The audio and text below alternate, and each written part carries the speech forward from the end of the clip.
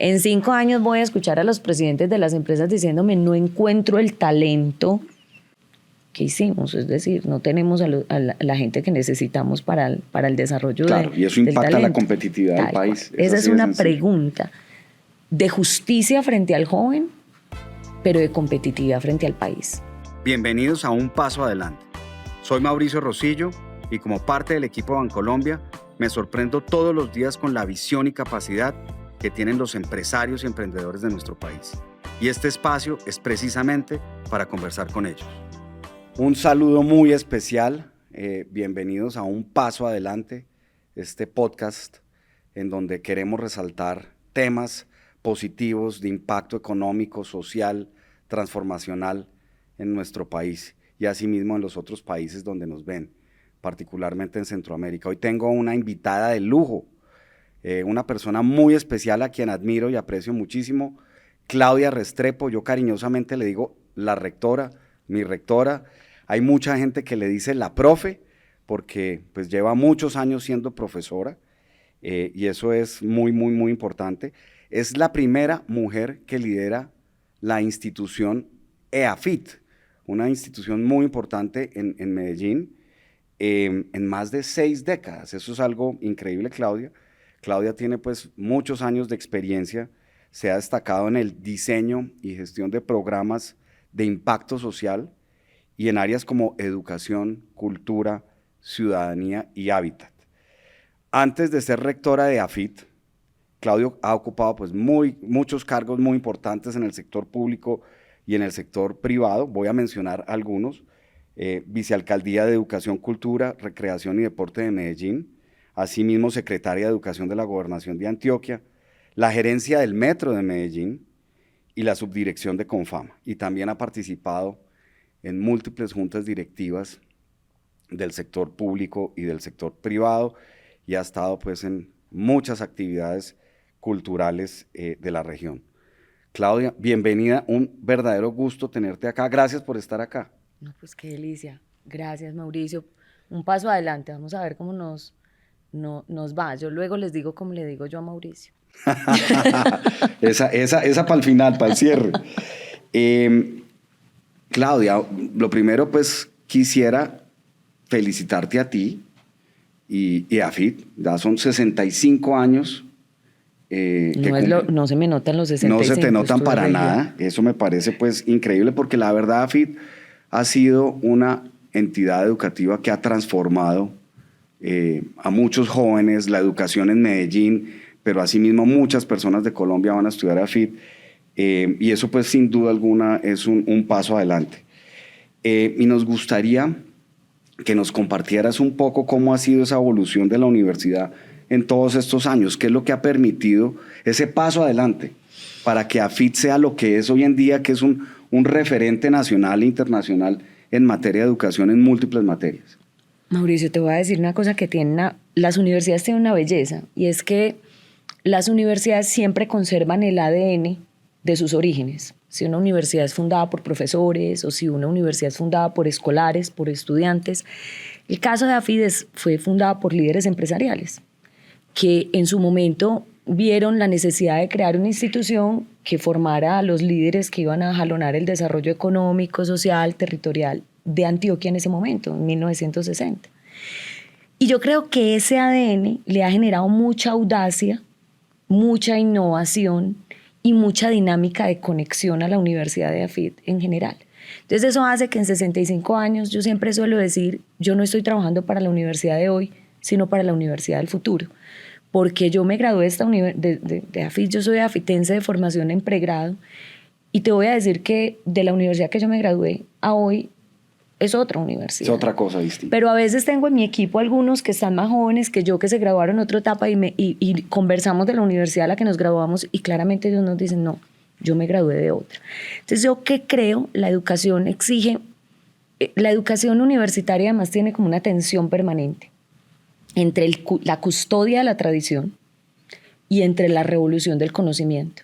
Y las universidades muchas veces corremos el riesgo de quedarnos en la custodia de la tradición, porque somos instituciones, como institución universitaria, históricas de siglos atrás. Entonces, EAFIT, yo creo que el ADN transformador que tiene es que como tiene una dinámica de origen muy del mundo del liderazgo empresarial, de la necesidad de preguntarse por qué es lo que necesita la sociedad, eso le ha generado una dinámica innovadora y de liderazgo muy alta. Entonces hoy EAFIT sobre todo es reconocida como la universidad innovadora del país. El número de patentes que desarrollamos, las spin-off, la dinámica, somos el aliado para la formación de innovación en muchas empresas y organizaciones públicas. Entonces yo diría que el ADN es la fórmula secreta de la universidad. Y también una universidad de emprendedores.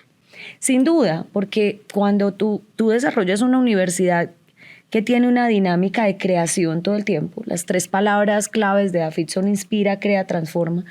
La creación siempre jalona la mentalidad, necesita la mentalidad emprendedora, no necesariamente ni siquiera para que haga emprendimiento. Ustedes en el banco hacen un montón de emprendimientos intraempresariales. De acuerdo. Tú lo que necesitas es personas que sean capaces de crear productos, que sean capaces de crear experiencias. Sí. Y en ese sentido, uno lo que tiene que tratar es de, no importa si el estudiante estudia música o ingeniería física o estudia derecho o estudia negocios, siempre tenga esa mentalidad de creación, tenga esa posibilidad de decir, venga, inventémonos esto nuevo y por eso para nosotros el tema del emprendimiento es una cosa tan profunda, porque no necesariamente es el emprendedor en sí mismo para que haga el negocio, sino para que la forma de ver el mundo de los estudiantes eafitenses sea justamente tenga una mentalidad emprendedora. Mentalidad de creación, un concepto que trae Claudia a la mesa que realmente tiene una potencia gigantesca. Oye, ¿y qué tanto el empresariado sigue vinculado a la universidad? Cuéntanos un poquito de eso. Mira, mucho, además por una belleza. Esta universidad tiene una particularidad, es que aunque fue creada por líderes empresariales, ellos no amarraron la universidad a sus organizaciones ni empresas. Entonces esta fue una universidad que crearon, a veces algunos dicen que 18, otros que 19 empresarios de su momento, pero la historia lo que ha hecho es que la representación de los fundadores siempre está en cabeza de líderes del país, que son del sector público y privado, liderazgos siempre tratando de tener una mirada muy, muy abierta. Y entonces, por una parte, liberaron la universidad de que la universidad fuera una universidad de alguien. Esta es una capacidad de la sociedad, o sea, es una capacidad colombiana libre, completamente liberada de cualquier dominio de un stakeholder dominante, y eso le hace una belleza inmensa. Pero la manera más hermosa que los empresarios siempre han estado unidos es, uno, esta fue la primera universidad que arrancó con prácticas empresariales, porque una de las cosas era tener una... Ah, sí, fue pionera en eso. Sí, fue pionera en eso porque desde sus orígenes era cómo conectar la educación en el aula y fuera del aula. Entonces, nuestra ruta de talento de formación es muy estrecha. Hay otro modelo, nosotros tenemos un modelo educativo que está basado en problemas y en retos. Entonces las organizaciones, empresas privadas y también organizaciones públicas y emprendimientos nos mandan los retos. Tenemos un montón de profesores practitioners. O sea, una de las particularidades es que muchas personas del mundo de la industria, del mundo de las organizaciones, van a la universidad a dar clase porque es como una manera de mantenernos siempre conectados. Entonces yo creo que los empresarios siguen siendo unos jugadores relevantes. Nosotros somos la tercera universidad en empleabilidad del país y parte de esa conexión es que siempre hay como un entorno. Tú le preguntas a un eafitense y no importa el programa que estudie y siempre te dice, ¿por qué elegiste EAFIT? Y siempre te va a aparecer una palabra, te dice, porque está conectada con el mundo del que yo quiero ser parte. Y creo que ahí es una de las cosas donde más ayuda tenemos del mundo de las organizaciones, porque las organizaciones habitan la universidad en lo físico, así como tenemos el Centro de Innovación de Argos dentro de la universidad, o tenemos la innovación de BIOS, o tenemos como 18 emprendedores de impacto ubicados en el edificio, o sea, sus oficinas instaladas en la Universidad de EAFIT, de la misma manera como recorren y viven en el aula compartir experiencia. Entonces creo que esa conexión que tenemos con el mundo de las organizaciones es muy valioso para el desarrollo del modelo educativo de la universidad. Conexión con el mundo empresarial, que es fundamental hoy en día en temas de educación. En Bancolombia, como tú sabes, tenemos muchos egresados de AFIT, muchos, muchísimos, muy exitosos, muy inteligentes, muy emprendedores. Quiero hacerte una pregunta, Claudia. Pues tú eres la primera mujer rectora en 65 años. Eso, ¿cómo sientes ese reto, esa responsabilidad? ¿Cómo ves tú estos temas de equidad de género?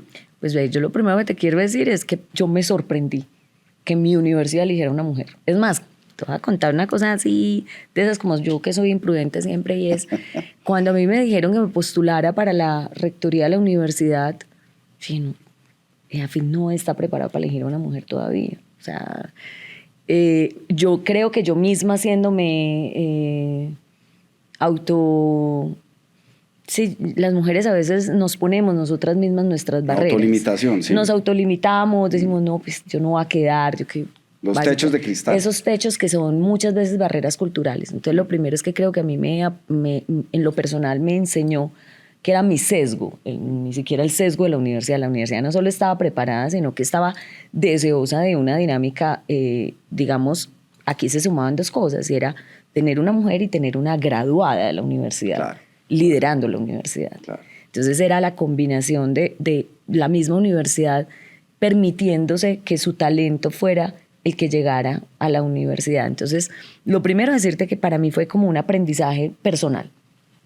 Lo segundo es que sí, yo sí creo que las mujeres, cuando llegamos a estos roles de poder, porque estos son lugares desde donde uno ejerce poder transformador, sin duda, tenemos que ser conscientes de que tenemos una responsabilidad de promover la llegada de las voces de las mujeres donde se toman las decisiones. A veces nos pasa que cuando hacemos esos procesos de crecimiento, le tenemos mucho miedo a que nos hablen de género, porque siempre solemos decir, no, yo llegué aquí por mi mérito. Y claro que llegué acá por mi historia y mi experiencia, pero sin duda tiene peso de valor que sea una mujer, porque es un mensaje súper potente para otras mujeres. La academia, a pesar de lo que uno piense, al igual que muchos otros sectores, tiene barreras para las mujeres. Por ejemplo, la carrera académica es una carrera que muchas veces las mujeres profesoras terminan teniendo que suspender y crecen menos rápido en muchos casos que los hombres por la maternidad, por las elecciones de otra índole. Por ejemplo, las mujeres son mucho más colaboradoras. ¿En qué sentido? Tienden a ayudarnos a ser las jefes de los programas, a ser administrativos de la gestión educativa.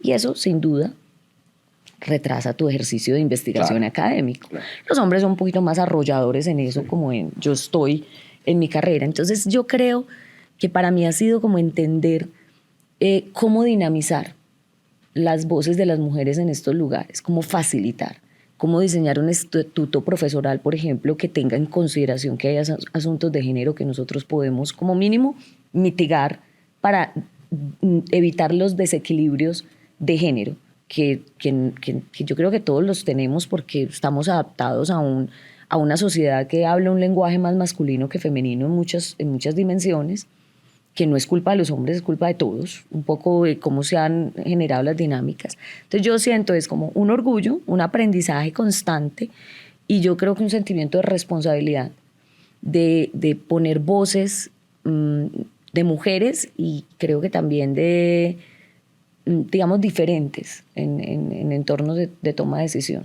Sí, un mensaje sin duda muy potente la universidad, y la verdad creo que hicieron la mejor elección. Ay, gracias. No, pero ¿sabes qué es lo bonito? Que en los últimos 3 años, después de mi elección como rectora, el crecimiento de las mujeres rectoras en las universidades creció. Llegó Raquel a la Universidad de los Andes, Emilia al CESA, la Universidad del Rosario recientemente elige por primera vez una rectora. Todas primeras mujeres en la rectoría. A mí me preguntaban recientemente en una entrevista que por qué creía que había ya tantas mujeres en el mundo de las universidades, y yo me atreví a decir algo. Yo, miren, esta es una industria que está cambiando mucho, necesita mucha audacia, y aunque los hombres por naturaleza son muy audaces, a veces las mujeres podemos ser más incorrectas políticamente, porque nos ha tocado hacer luchas un poquito más, resistir tensiones naturales para llegar a estas instancias. Entonces yo creo que eso le ha otorgado a estas mujeres llegando a la educación, Brigitte también llega a la edad en ese camino. Entonces, un grupo de mujeres que nos encontramos en gran medida teniendo conversaciones sobre cómo hacer disrupciones en un entorno que puede ser muy tradicional. Y me parece como muy significativo que seamos tantas mujeres como en esta conversación, como de, bueno, hay que cambiar esto, hay que transformar, esto no le va a gustar a mucha gente, pero pues básicamente nos toca. Y creo que esa puede ser una de esas cualidades que las mujeres, por nuestra historia, porque crecer en el mundo del poder como mujer no tiene que coger cuerito. Tiene sus retos. Sí, es un entorno que por muchas razones a veces se vuelve más retador. Sí. Entonces yo creo que es bien interesante lo que está pasando y creo que denota algunas características de innovación que las mujeres podemos entregarle a ambientes incluyentes. Cuando uno le dice, ¿por qué la inclusión en las organizaciones? Porque cambia la conversación, Total. Aparecen cosas. Sí. Yo creo que agrega valor desde todo y ustedes punto lo de viven, por ejemplo, en Bancolombia. Ustedes han tenido una política súper fuerte en temas de inclusión, de género. Sí. Y yo creo que diversidad, eso equidad e inclusión, una cosa muy dirigida. Y te voy a decir que eso enriquece un las montón discusiones, las conversaciones. Exactamente. Una característica de Claudia, como ustedes pueden escuchar, mujer pionera. Además es increíble también, tú lo mencionabas, Claudia, hay una cantidad también de decanas en diferentes universidades, facultades, pues que también quizá hace unos años no era tan común. No, y la verdad porque también se introduce la conversación. O sea, en la universidad hoy nosotros de 5 escuelas, 2 están lideradas por mujeres. Una de negocios, la de administración, y otra la de artes y humanidades. Y de nuevo, creo que también es como elevar la conciencia, porque a veces no es tan fácil. Cuando tú lanzas las convocatorias para los roles de liderazgo, te aparecen un montón de hombres. Porque además ustedes tienen la ventaja de que son atrevidos, que así no cumplan el perfil se presentan. Las mujeres somos más cautas para eso. Sí, no, y nos hacemos autosabotaje un poquito, yo no creo tal. Entonces, esta intención de conversación ha variado un montón. Entonces ya ves un montón de mujeres en las decanaturas, en las vicerrectorías, mujeres investigadoras, que además te digo, además tienen una particularidad, y es que te encuentras muchas mujeres que son investigadoras y que llevan su investigación a emprendimiento, porque también tienen como un toque de innovación. Entonces yo creo que está pasando algo maravilloso que enriquece mucho la conversación, en tanto se combinan un montón de capacidades. Sí. Los hombres y las mujeres, porque además también te voy a decir, tampoco se trata de tener entornos con puras mujeres. Podemos ser insoportables todas juntas. O sea, hay que tener compasión, que tengamos una maravillosa combinación. Yo soy una defensora de la diversidad, diversidad de género, de voces, de lugares. Por ejemplo, Medellín por mucho tiempo ha sido una región que siempre contrata gente de la misma región. Uh-huh. Y una de las cosas que nosotros hemos tratado de enriquecer en el equipo es traer personas de otras regiones a los equipos en la universidad. O sea, nuestra decana de administración no solo es mujeres, es bogotana. Eso también es un tema de diversidad, sin duda alguna. No, y además tiene cercanía a la región antioqueña. Nosotros somos una región de gran ímpetu y muy de impulso, pero también corremos el riesgo de que nuestras montañas nos cierren un poquito. Nos encierren un poco. Nos encantan los paisas y somos lo mejor. O sea, esa cosa que nos da tanto impulso también a veces nos impide amplificar nuestro. Entonces uno ver ya en la región líderes en las organizaciones de otras regiones, una mujer de Sucre, uno de Chocó, personas de Bogotá, claramente la conversación cambia. O sea, para empezar, porque se les es tan natural lo que por naturaleza se nos puede hacer a los que somos de ese entorno y de ese contexto. Entonces empiezan a ver cosas que nosotros no vemos de la misma universidad. Recientemente el director de mercadeo de la universidad lo trajimos de Bogotá. Había trabajado en los Andes, un hombre con mucha formación en temas de innovación educativa, y él decía, y te hablaba de la universidad con otros ojos, Y todos nosotros, wow, pues no era de Afitense, no era de la región. Otra mirada muy Otra distinta, mirada. que complementa, que y yo te agrega voy a decir, valor. Si a mí me dijeran hoy qué es transformador por una organización, es generar disrupción en la conversación. La conversación entre diferentes produce, es más difícil. Yo tengo un meme que me mandan los de mi equipo que es divertidísimo, que es mi carita diciendo, llévenme la contraria. Y es porque yo les digo mucho, me preocupa la complacencia, me preocupa que me digan que sí a todo. Sí, nos vamos a equivocar. Total. Porque a mí llévenme la contraria, conversemos, puede que no estemos de acuerdo y luego al final decidimos cuál es la mejor opción. Pero tener siempre la disposición a la conversación otra difícil, mirada, te va a generar mucha riqueza. No, total. Te va a generar creación, innovación. Uno dice, yo eso no lo vi así. Sí. Porque mi historia, mi vida, mi experiencia no me permite ver eso así. Pero si yo veo, si tu mirada, tus ojos me introducen una sola cosa, incrementa mi posibilidad de imaginar. Yo creo que eso para una universidad y para una organización es vital. Diversidad, equidad e inclusión. Claudia, pasemos a otro tema. Tú tienes mucha experiencia, o sea, te han tocado unos chicharrones muy grandes, sector público, sector privado, manejar el metro. Bueno, has tenido una carrera espectacular y eso genera experiencia, eso genera seniority. De esa experiencia que tuviste en el sector público y en el sector privado, ¿qué te ha servido para ser rectora? Yo creo que cuando llegué a lo público, me acuerdo que el que era mi jefe, yo trabajaba en una fundación, Corpaul, me dijo, vaya a lo público. La universidad de esa época era una universidad en la que nosotros no salíamos pensando en ningún momento en trabajar en lo público. Y me acuerdo que él me dijo, vaya que eso es como una maestría. Yo me quedé amañando y me quedé 13 años haciendo esa maestría, me quedé un poquito más del tiempo, pero te voy a decir qué me gusta a mí de eso. Uno, aprendes sentido de urgencia, porque los tiempos de lo público son mucho más rápidos, para todo, exacerban todo, de manera, no es que a lo público le pasen cosas distintas que a lo privado, es que lo público lo exacerba por la velocidad. O sea, un candidato tiene, un gobernante llega y tiene 4 años. Tiene un tiempo para hacer las cosas. El primer año se está adaptando, tiene 2 para sacarla todo y el último se está yendo. Entonces, tienes uno. Entonces, yo creo que una comprensión sobre la velocidad y la contundencia.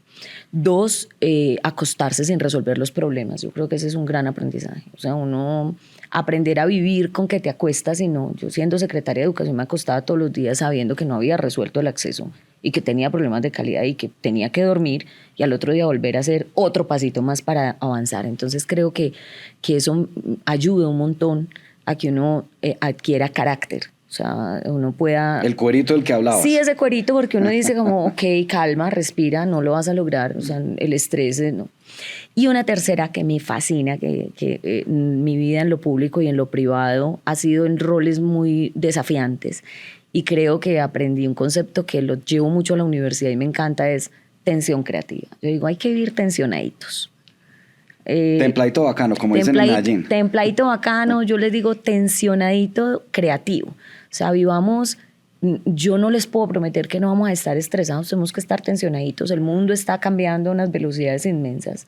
Esto ya se fue así, o sea, esto ya no es como que vamos al cambio y luego nos vamos a adaptar y luego a volver a otro cambio. No. Cuando te estás adaptando al otro día ya estás con otra película. Entonces yo creo que la tensión creativa es como ese estado en el cual tú tienes un nivel de estrés saludable. Sí. No es un estrés que el estrés positivo. Así, claro, porque lo necesitas un poco. O sea, cuando te dicen, no, hay que eliminar el estrés, y yo, pues, por Dios, o sea, igual necesitamos mover el mundo. Alguien tiene que estar con un poquito de cortisol encima para poder mover el mundo. Claro. Lo que pasa es que eso no te puede quitar el sueño, sí. Eso no te puede desarmonizar, no te puede quitar el bienestar. No te puede quitar la alegría de vivir. Es que la vitalidad y la alegría es un motor de creación inmenso. Pero sí hay que saber que uno tiene que vivir un poquito en tensión creativa. Entonces yo creo que a mí esa última es como mi favorita. Digo, tan bueno como aprender a vivir, que uno puede estar tensionadito rico y que eso genera transformación, pero que no me quita el sueño. Vamos a adaptar esto, colegas, todos en Bancolombia, tensión creativa. Ese concepto me encanta, tensión creativa. Claudia, tú hablaste ahorita de todo el tema de la educación tradicional. Tú obviamente eres una persona innovadora, poco convencional. ¿Qué has tenido que hacer? Mejor dicho, ¿cómo ha sido ese camino de esa educación tan tradicional a responder hoy en día a la necesidad que tienen los jóvenes, las nuevas generaciones en materia de educación? Pues Mauricio, es que nosotros hoy, nuestra generación está viviendo un gran desafío y es que nosotros somos una generación de transición. ¿Qué quiere decir de transición? Que nosotros estamos educando generaciones que están aprendiendo totalmente distinto a como nosotros aprendimos. Y eso siempre genera un reto porque nosotros venimos de una tradición de una revolución de conocimiento muy estandarizada. O sea, nosotros somos hijos de la revolución industrial, de la estandarización. Y aunque nos han tocado un montón de cambios alrededor de lo digital, del internet, de la inteligencia artificial, del algoritmo, esa no es nuestra naturaleza. Nosotros nacimos en la instancia de los tiempos y los movimientos, sí, de la revolución industrial de la máquina. Y las universidades están diseñadas en ese modelo. Por eso es que el nivel de estandarización, rankings, los modelos de medición, el currículo, todo el tiempo te están hablando de cómo estandarizar el conocimiento. Y en el entretanto, estos jóvenes aprenden de manera algorítmica. Para ellos ya, ellos son los de la página web, la página que tú abres y que es distinta para mí que para ti. La de la flexibilidad, la de la lista de Spotify, la del Netflix que te plantea las recomendaciones. Y eso implica que tenemos que romper el modelo educativo, porque primero aprenden distinto, segundo, no es solo que aprendan distinto, sino que esta revolución del conocimiento, esto que hemos llamado la cuarta revolución o la quinta, como quiera que la queramos denominar, hace 3 años ocurrió una cosa revolucionaria que nunca va a volver a ser igual, y es que la entrada de las inteligencias artificiales a la cotidianidad, porque inteligencia artificial y ejercicios de tecnología vienen ocurriendo desde 1950. Hace mucho tiempo, sí. Pero cuando la tecnología se vuelve parte de lo cotidiano y es que la gente tiene ya el ChatGPT para escribir un correo en el día y los chicos lo utilizan, las chicas, para facilitar un ejercicio, la verdadera revolución de conocimiento se hace cuando la tecnología se vuelve parte de lo cotidiano. Y ya eso es cotidiano. Entonces esto ya no tiene vuelta atrás. Ya lo que nos toca a todos es como decir, bueno, ¿qué tenemos que afianzar? Entonces tenemos que afianzar competencias básicas naturales como es la matemática y la lectoescritura, que son necesarias. Tenemos que desarrollar pensamiento computacional, porque todos creemos que porque tenemos un celular sabemos de tecnología, no tenemos la menor idea de cómo funciona eso por detrás. Pero además tenemos que lograr que esos fundamentos básicos, de ahí en adelante, tú eres bueno en matemáticas, en lógica y en lectoescritura, y eres bueno en pensamiento computacional, pero ya de ahí todo es creación. Porque hoy la educación disciplinar funciona muy poquito. Nosotros hoy estamos formando a jóvenes para profesiones que todavía desconocemos. Entonces necesitamos es que sean aprendices seriales. Entonces toca como basarnos en lo que la educación nos ofrece en formación fundamental y explorar, como que tener como un tablerito muy fijo de competencias básicas y un tablero en blanco para el desarrollo de la pregunta y la innovación. ¿Y tú sí ves que en Colombia vayamos a esa velocidad? Sin duda no. Sin duda, yo siempre digo... Eso es un reto grandísimo. Yo siempre digo, el futuro está ocurriendo en otro lugar. O sea, cuando tú llegas y tú dices, ok, mira, ya vos estás viendo lo que está pasando en otro lugar con una contundencia. Yo creo que la crisis de los últimos años nos ha acelerado un montón, y te voy a decir una cosa y es que las dificultades que el sector ha tenido en Colombia, a propósito pues de los temas de financiación, a propósito de los temas del gobierno, una ley estatutaria que no se pudo desarrollar, una transformación de la educación que no se materializó. Yo creo que, como siempre, los problemas generaron una oportunidad inmensa, y es que esto nos hizo acelerar el ritmo.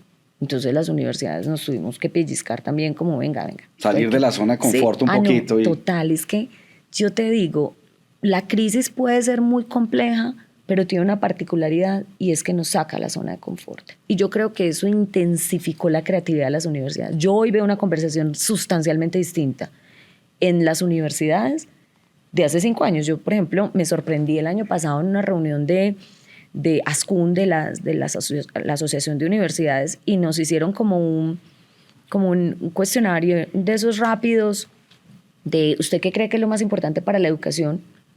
Y por primera vez en la vida yo veía que aparecía que la palabra de mayor peso era flexibilidad. Y yo dije, ok, está pasando algo. Si nosotros creemos hoy que lo más importante para la educación es la flexibilidad, es porque sí se está transformando. Entonces, probablemente no a la velocidad, pero creo que los últimos 2 o 3 años sí hicieron un giro, sí aceleraron el sistema. Mayores transformaciones curriculares, mayor rapidez, mayor innovación. Y eso me parece que tiene mucho valor para el país. Oye, y hablando de creatividad, pues vimos la gran noticia de la creación del Fondo Futuro, que es una iniciativa pues de varias universidades buscando financiación pues para los estudiantes. ¿Por qué no nos cuentas un poquito de esa iniciativa y el alcance y el impacto que esperan obtener? Mira, ayer me hacían una pregunta en un panel y me decía, ¿a ustedes qué los trasnochan? Nos preguntaban a los de educación como, ¿ustedes qué los trasnochan? Yo dije, ven, no, a mí la verdad, todo me reta y me parece muy divertido, pero solo hay una cosa que me trasnochan los jóvenes de Colombia. Y me trasnochan los jóvenes de Colombia porque a diferencia de los mitos que se han dicho de que los jóvenes no quieren estudiar y que además la demografía está generando menor matrícula en las universidades privadas, la realidad de Colombia es que, primero, para los jóvenes todavía la educación superior en Colombia es un símbolo de movilidad social, por eso la estiman y la valoran tanto. Así lo dijo la última encuesta de Empresarios por la Educación, que dice el 80% de los jóvenes en Colombia quieren hacer educación superior. Pero hay una realidad, y es que de 10 estudiantes que se gradúan del colegio, solo 4 llegan a la educación superior. Y cuando le preguntas a los 6 por qué no, te van a decir, porque no tengo cómo pagarla. Entonces, y al otro lado tenemos que la ventana demográfica que todavía tenemos nosotros de oportunidades, que todavía tenemos jóvenes. En los próximos 10 años va a haber disminución de los jóvenes por efectos demográficos, pero esto equivale a 88.000 estudiantes, jóvenes en edad de estudio. Mientras que del 2035 al 2045 vamos a perder 500.000 jóvenes. Entonces, si el país no se pone las pilas frente a que es hoy cuando le tenemos que resolver los problemas de acceso a los jóvenes en Colombia. Y eso significa que la gratuidad funciona, pero que no está respondiendo a las velocidades que necesitamos para abrir los cupos en las universidades públicas para estos jóvenes. Pero tenemos un crédito de largo plazo institucional y oficial que se está disminuyendo sustancialmente.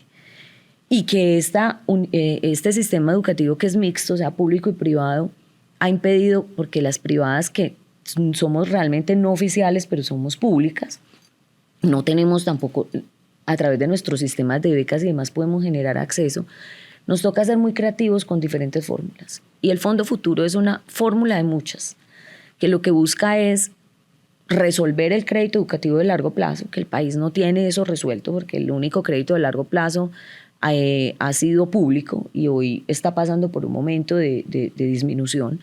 Entonces, 5 universidades en Antioquia dijimos, bueno, venga, creemos nosotros un propio fondo, apalanquémonos inicialmente nosotros que en la idea de buscar a nuevos socios, otras universidades o organizaciones, por ejemplo, para los empresarios esto puede ser muy interesante porque yo te digo, el problema de los jóvenes no son solo los jóvenes que no acceden a la educación. No, En 5 años voy a escuchar a los presidentes de las empresas diciéndome no encuentro el talento para buscar, claro, para cubrir las vacantes. Y claro, no lo vas a encontrar porque esos jóvenes nunca pudieron llegar a la educación. Claro. Entonces, o nos ponemos todos de acuerdo en buscar alternativas. No nos podemos sentar a quejarnos de que entonces la gratuidad no respondió, que entonces el ICETEX está muy reducido, que entonces los pelados no pueden llegar. No. Y pasar de la crítica y del problema entonces, a la acción y a resolver el problema. Tal cual. Entonces esto es una iniciativa que creo que va a haber de estas muchas más en el país. Ojalá. Porque la conversación que yo he tenido con mis colegas en otras regiones es, venga, ¿por qué no hacemos un capítulo como Fondo Futuro, pero en otras regiones, buscando otras universidades? Porque hoy yo creo que Por eso te decía ahorita, yo creo que la crisis lo que nos ha generado es creatividad. Bueno, ya, no. Todavía nos dicen, ustedes están preocupados por la generación E y por ser pilopaga. No, mire, eso ya es historia. O sea, esa no es la realidad de hoy. Hoy tenemos que tener otra realidad. ¿Cómo logramos que los jóvenes accedan a la educación? ¿Cómo no sacrificamos el desarrollo del talento del país? Porque eso también nos juega en términos de competitividad. O sea, yo no quiero imaginarme la pregunta porque a las universidades siempre nos llega la pregunta al final de, venga, es que yo no encuentro el talento que necesito en mi empresa. Y uno dice, pues sí, claro, es que hay un montón de jóvenes que no están llegando, no tienen la posibilidad de llegar. Entonces yo creo que es más un acto como de creación, convocando la solidaridad de muchos. Sí. Sí, ojalá haya muchos fondos futuros. Ojalá haya muchos. La verdad es que desde la academia, el sector privado, tenemos que trabajar conjuntamente pues, para que esto sea una realidad. Así es. Yo creo que hoy todos, empresas, universidades y el Estado, tenemos que poner una prioridad. El problema con la educación es que uno no piensa la educación para hoy. Sí. O sea, de hecho, el problema que tenemos hoy de jóvenes lo debemos haber pensado 5 o 6 años atrás. Perfecto. Hoy en día uno está demandando a la gente que fue formada atrás. Entonces, si tú no tienes en el futuro la gente formada. Claro, entonces hoy la preocupación por la educación puede ser no la primera, porque tenemos otras preocupaciones. Tenemos la salud, tenemos la reforma. O sea, tenemos en el país un contexto muy demandante. Pero la pregunta es entonces, ¿qué hacemos? Porque en 5 años la pregunta sí va a ser, ¿qué hicimos? Es decir, no tenemos a la gente que necesitamos para el desarrollo del talento. Claro, y eso impacta la competitividad del país. Esa es una pregunta de justicia frente al joven, pero de competitividad frente al país. Y si no nos hacemos esa pregunta en los dos sentidos, pasa el tiempo y vamos a tener un montón de jóvenes que ya habrán llegado a la masa laboral, pero sin el nivel de cualificación que se necesita para desarrollar la competitividad del país. Tú hablaste ahorita de las competencias en las cuales se enfocan en AFIT. Una es la flexibilidad. ¿Por qué no nos hablas un poquito de esas competencias que tú ves que deben tener los jóvenes en un mundo lleno de incertidumbre, donde muchas veces da miedo, donde viven en las redes sociales, donde todo es inmediatez? Cómo preparar a esos jóvenes también, no solamente desde la formación académica y técnica, sino de otro tipo de competencias.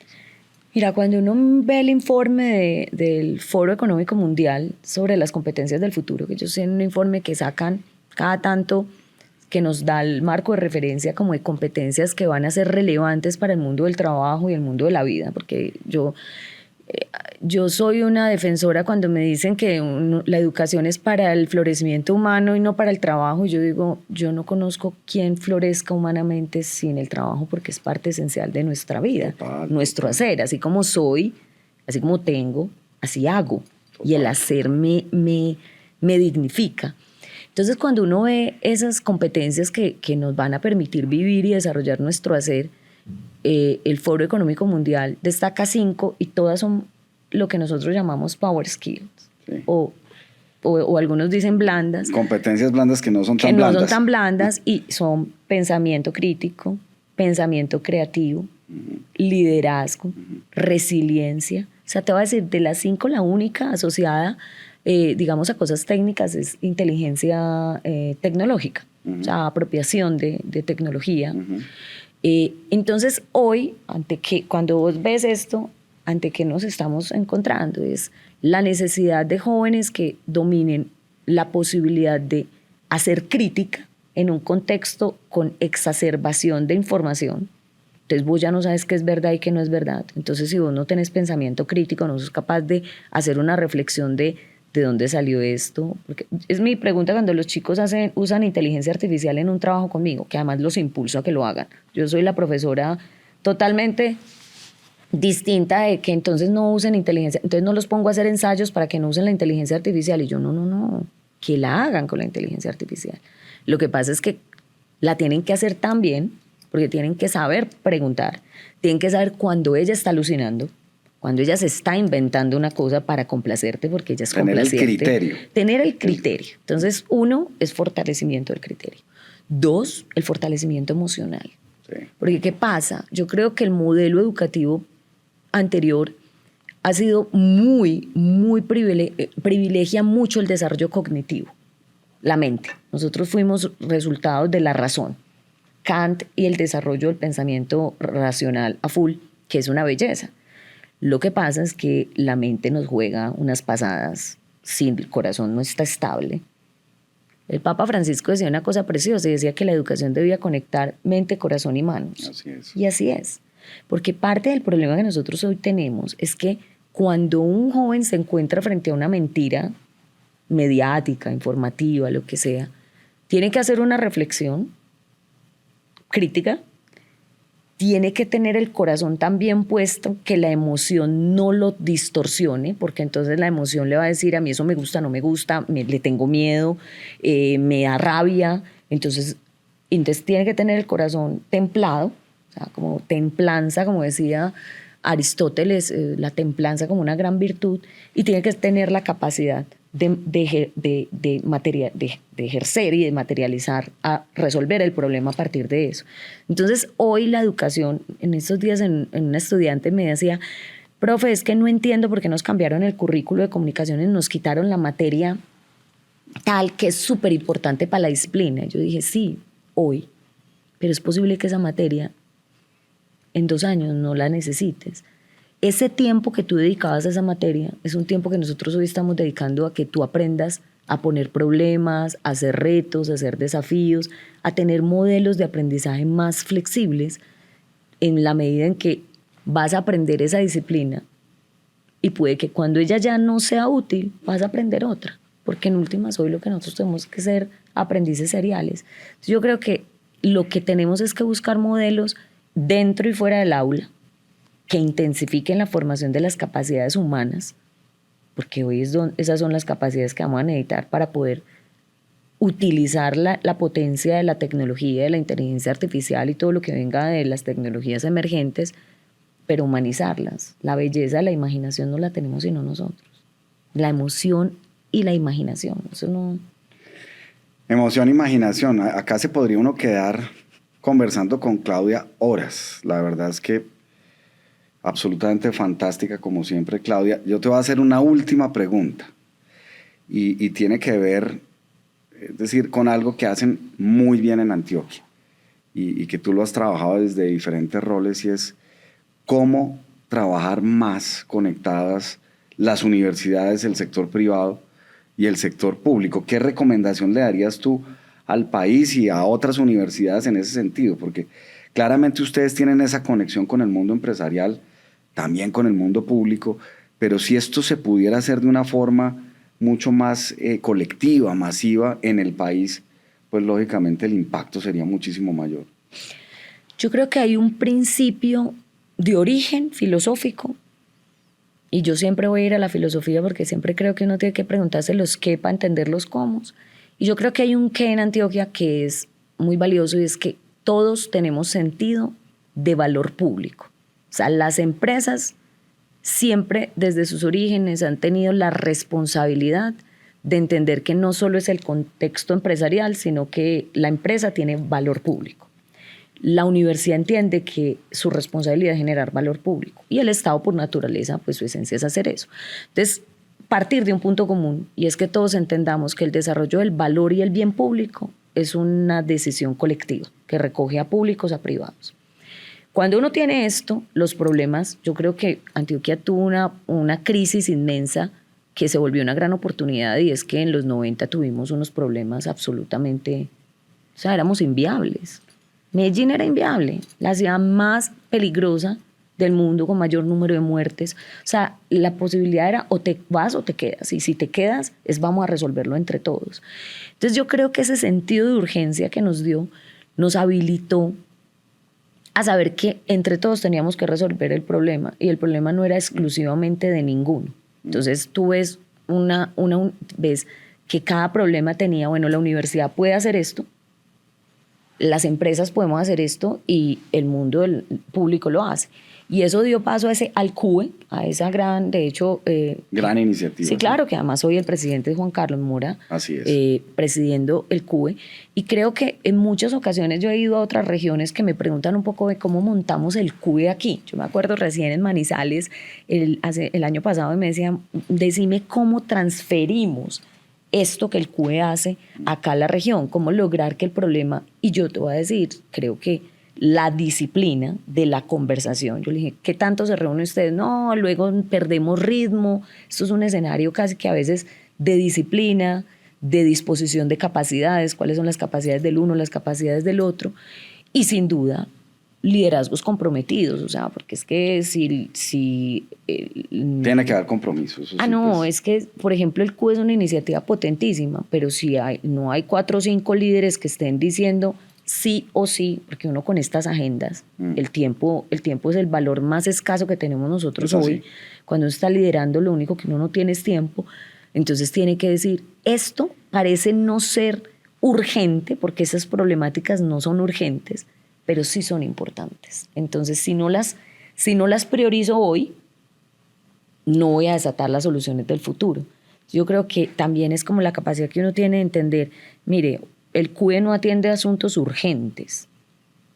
No hay nada de vida o muerte en lo que hace hoy el CUE, pero atiende problemas importantes de largo plazo. Claro. Entonces creo que si uno tiene la sensación, sentirnos que generamos valor público, disposición de compartir capacidades con otros, disciplina para poder organizarse y tener esto como una dinámica permanente, y una claridad de que hay cosas importantes que uno debe priorizar en la agenda, así no sean urgentes, yo creo que una región es capaz como de disponer, pero ahí necesita liderazgos muy contundentes que se monten esto encima.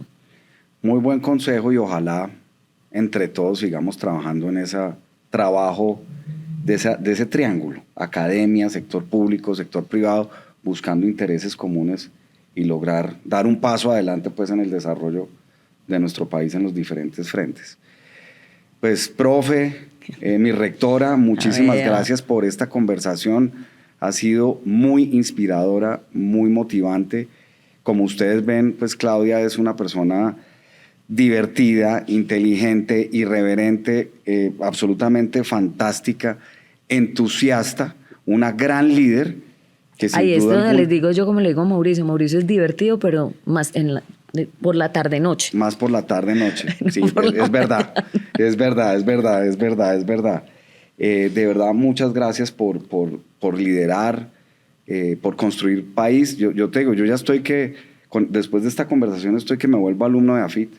Espero que me recibas allá. Pero por favor, alumno, profesor. Lo que sea. Lo que sea, ¿qué quieres? O sea, el eafitense tiene una particularidad. Me preguntan, ¿qué hace diferente a AFIT? Yo, los eafitenses. O sea, los eafitenses, entonces estás más que bienvenido. Muchas gracias, Claudia. Un paso adelante con Claudia Restrepo.